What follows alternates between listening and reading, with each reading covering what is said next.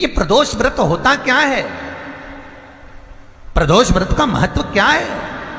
शिव महापुराण की कथा कहती है शंकर भगवान का प्रदोष का व्रत अर्थात चंद्रदेव को जो क्षय रोग हो गया, बीमार पड़ गए, शरीर गलकर नीचे गिरने लगा, तब देवर्षि नारद ने भगवान चंद्र को शंकर भगवान के पूजन का विधान बताया और पूजन करते करते त्रयोदशी तिथि आ गई।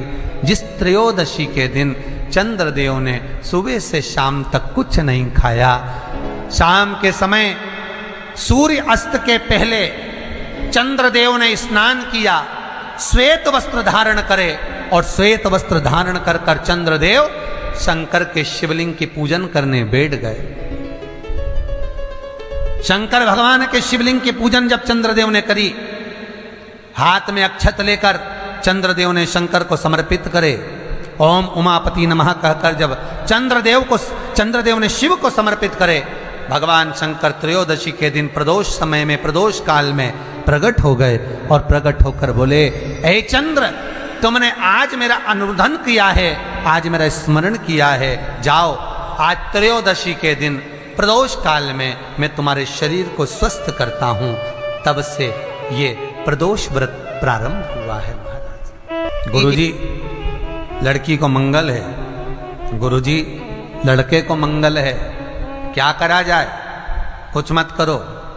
प्रदोष के व्रतों में वर्णन किया गया है कि रवि का प्रदोष, भौम का प्रदोष, मंगल का प्रदोष, बुध का प्रदोष, गुरु का प्रदोष, शुक्र का प्रदोष, शनि का प्रदोष। जो प्रदोष पढ़ते हैं पूरे महीनों में, पूरे वर्ष में मंगल का प्रदोष निकाल कर रख लो कि मंगल का प्रदोष इस दिन पड़ रहा है, मंगल की त्रयोदशी तिथि पड़ रही है, प्रदोष व्रत मंगलवार का पड़ रहा है।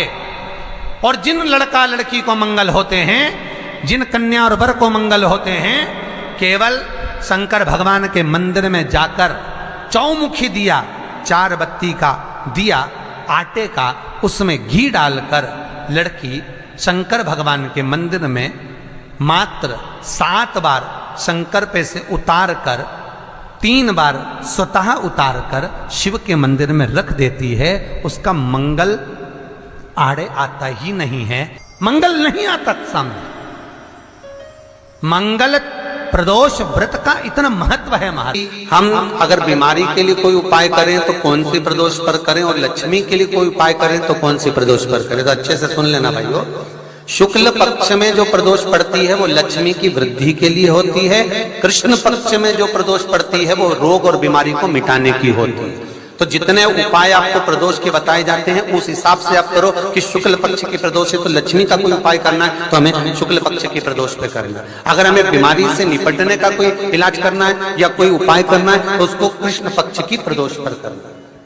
अब शुक्ल पक्ष की प्रदोष, उसकी प्रदोष का दिन था, बैठा हुआ था। मान लो अगर कहीं आप कोई नौकरी के लिए अप्लाई कर रहे हैं, लॉकडाउन में सर्विस छूट गई, कई लोगों की छूट गई, कंपनियां कई बंद भी हो गई, कई कंपनियों से निकाल भी दिया गया, कहीं पत्नी परेशान हो रही है, कहीं पति परेशान हो रहा है, आप कहीं अप्लाई कर रहे हो तो जैसा माता उमा ने प्रदोष काल में, प्रदोष के समय पर, प्रदोष काल के अंतर्गत बेलपत्री का स्मरण किया है, वो बेलपत्र का स्मरण अगर संसार का मनुष्य कर लेता है तो महाराज ब्रह्मवृत्ता पुराण कहती है कि उस जीव का ऐसा कोई कार्य नहीं जो सफल नहीं होता। महाराज मेरा निवेदन रहेगा, किसी एग्जाम में आप बैठ रहे हो, इंटरव्यू के लिए जा रहे हो, किसी कार्य के लिए जा रहे हो, नौकरी नहीं लग रही, सर्विस नहीं लग रही, तो महाराज तांबे के कलश में 11 बेलपत्र को रखा जाए और तांबे के कलश में 11 बेलपत्र रखकर उसमें 11 सफेद पुष्प को डाला, लाल चंदन घिसकर कटोरी में लेकर जाइए। प्रदोष के दिन, शुक्ल पक्ष का जो प्रदोष पड़ जाए उसके दिन शंकर के शिवलिंग पर लाल चंदन लपेटने से पहले शंकर की जो जलाधार, ये शिवलिंग है, ये शिवलिंग है और ये पूरी गोल और ये चरण, ये जलाधार, ठीक है। आपको पहले भी कहा है शंकर जी की पूरी जलाधारी में शंकर जी का संपूर्ण परिवार है। राइट जो चरण है जहां से पानी नीचे गिरता है वो गणेश जी का स्थान है, लेफ्ट कार्तिकेय जी का स्थान है, बीच में जो एक मोटी सी लाइन है वो अशोक सुंदरी का स्थान है। जहां पर शिवलिंग रखा हुआ है ये माता जगत जननी जगदम्बा का हस्त कमल है।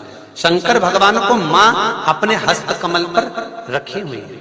ऊपर से जो बूंद बूंद पानी जलाधारी से नीचे गिर रहा है ये शंकर भगवान की 5 लड़कियां हैं, जया, विषहरा, सामरीबारी, दोतली और देव। ये ऊपर से बूंद बूंद जल क्रीड़ा शंकर जी के साथ में करती हैं। शंकर भगवान का संपूर्ण परिवार जलाधारी में विराजमान है। शिव महापुराण कहती है, माता उमा का चरित्र कहता है, कोई एग्जाम में बैठ रहे हो, कोई कंपटीशन एग्जाम में बैठ रहे हो और चाहते हो कि मेरी नौकरी इसमें लगना ही चाहिए, तो लाल चंदन का लेपन आपको इस पूरी जलाधारी पर करना है। लाल चंदन का लेपन पूरी जलाधारी पर करना।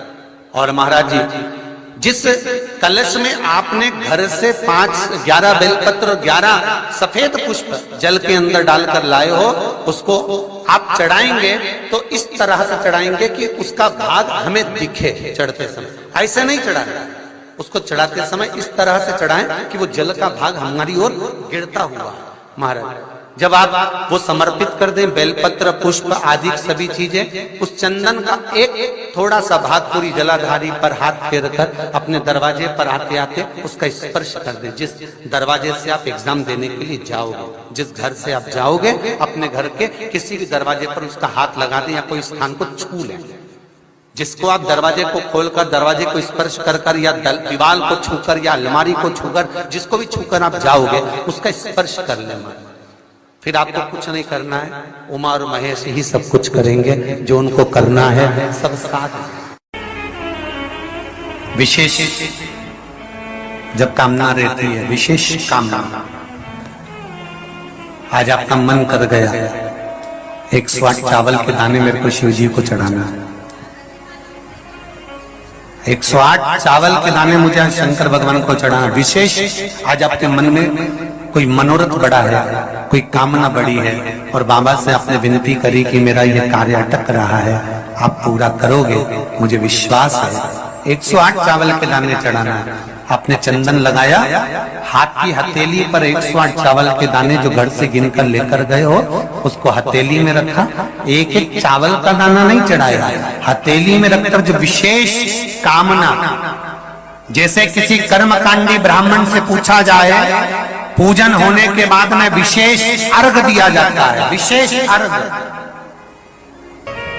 उसी तरह विशेष कामना के लिए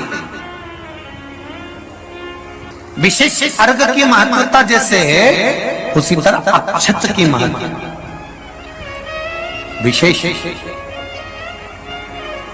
108 अक्षत के दाने हाथ में हो और आपकी कामना कर कर जिस कार्य के लिए आपने बाबा को आज स्पर्श किया है, हाथ में लेकर जहां आपने चंदन लगाया है उसी जगह पर हथेली से बाबा को चंदन वाले स्थान पर उस 108 चावल के दाने को रख देना चाहिए, छोड़ देना चाहिए, ये लगा देना चाहिए।